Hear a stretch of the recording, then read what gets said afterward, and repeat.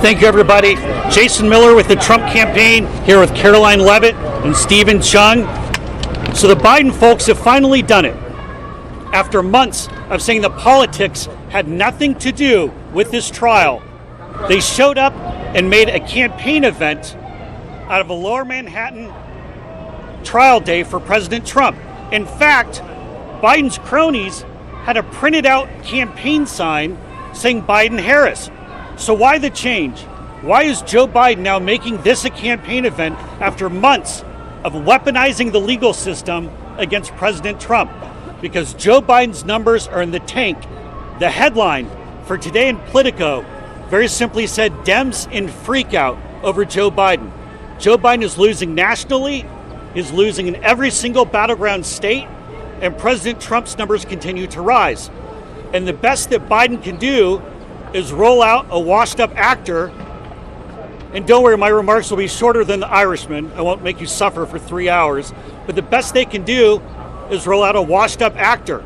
Last week, President Trump spoke in the Bronx, where he had over 25,000 people show up to rally around him. And the best the Biden campaign could do was put out a web video with Robert De Niro. There is nothing behind the Biden campaign. Their numbers are in the toilet.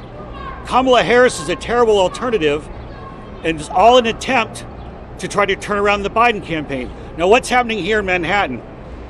We're in closing arguments for the Biden trial. We've been here for 6 weeks. Nobody has said that President Trump did anything wrong. We have a highly conflicted judge with an unconstitutional gag order, and everybody sees this case for what it is. In fact, the New York Post this morning, with the headline for Jonathan Turley, as Trump trial comes to close, DA's flimsy case is nothing to brag about. Everybody knows this case is complete garbage. President Trump did nothing wrong. This is all politics.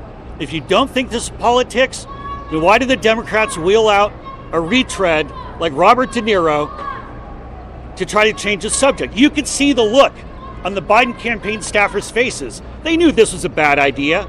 They didn't want to be here. But somebody at Central Command told them that everything is going down the tubes for Joe Biden. And I hand it over now to Caroline Levitt.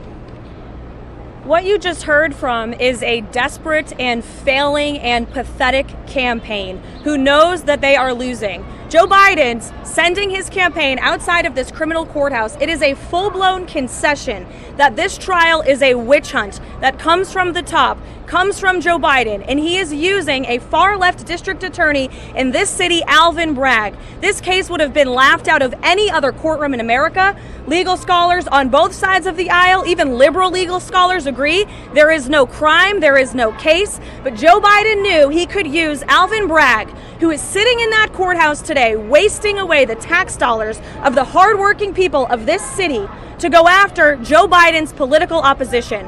And the man overseeing this case is a corrupt and highly partisan and crooked judge who is highly conflicted for reasons that President Trump can't even talk about, because this judge imposed an unconstitutional gag order on the former president of the United States and the leading frontrunner in this election.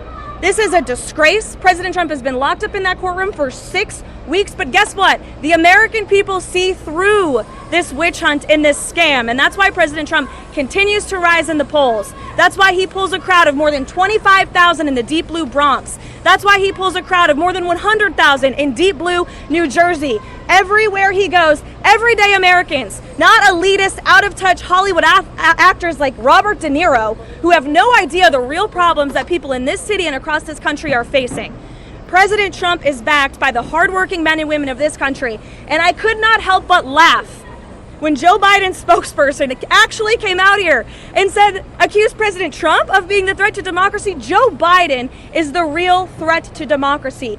He is weaponizing our justice system. Look at all of you. This is a communist show trial. There are real problems in America, and you are all out here covering this because Joe Biden is weak, he's pathetic, he's a threat to democracy, not only with this weaponization of our justice system, but with his wide open border invasion that is allowing a mass invasion of illegal people into this country. Terrorists, criminals. Our economy is in shambles. We are heading towards World War III. Those are the issues real Americans care about. That is why President Trump is going to win this election, and ultimately he will be vindicated of this sham crooked trial because he has the truth on his side and he is an innocent man.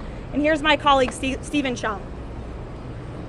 Make no mistake, this is election interference of the highest order.